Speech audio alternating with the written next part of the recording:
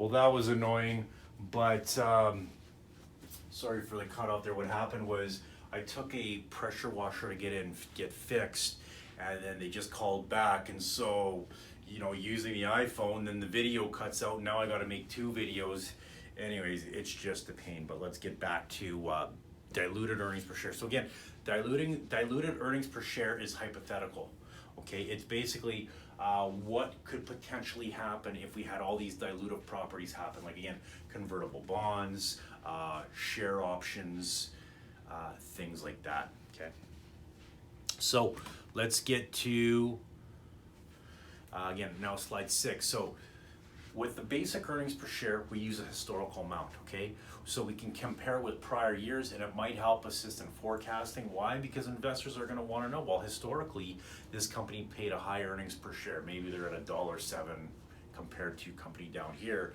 Their earnings per share was 3 cents, okay? So again, it's if you're forecasting, if you're comparing, it's a good thing to use. Now, diluted EPS, again, that's forward looking. Okay, again, hypothetical, what if?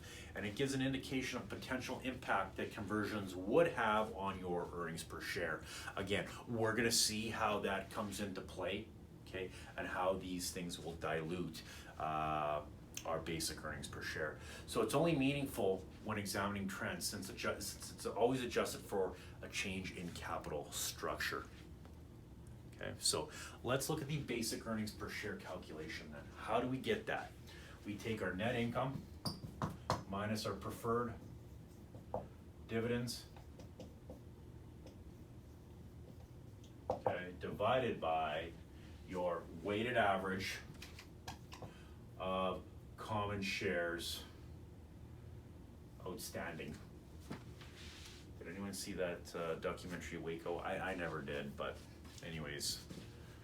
They say now in the textbook it says ordinary shares outstanding. It's typically common shares, okay? Now, sometimes it includes preferred shares that are fully participating. Let's just say for our cases, let's just use common shares just like we did last year, okay? So again, the net income amount is fairly simple to get. Preferred dividend for the year, fairly simple. Now,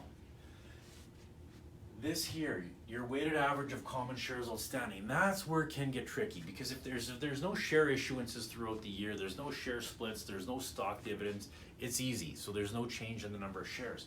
But if we start having share issuances and retirements, that becomes an issue, okay? That's where we need to recalculate and get a weighted average of our common shares outstanding, okay?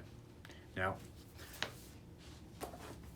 let's go to our textbook here on page 1415.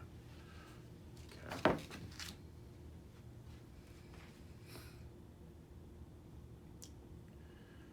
All right, so slide 11. So the denominator of the EPS calculation down here, okay, it reflects the weighted average of the number of ordinary shares or common shares outstanding during the year. Okay, so it includes all classes of shares that have unrestricted participation in dividends, okay, regardless of the name that is given to them in the corporate charter or the accounting records.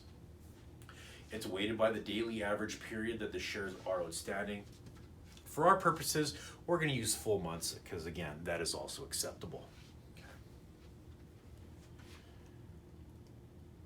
So let's look at our example and follow through on page 1415. Now, we're going to use the method that I feel is easiest, okay, which I believe is method number 1, okay. So in this case here, we have a company has 9,000 shares or 9 million shares issued and outstanding at the beginning of the year. Okay, they issue an additional 6 million shares on May 1st. Okay, so now they have 15,000 shares total. So let's look at it this way: we have 9,000 shares. 9 million shares for how many months of the year? January, February, March, April. Okay.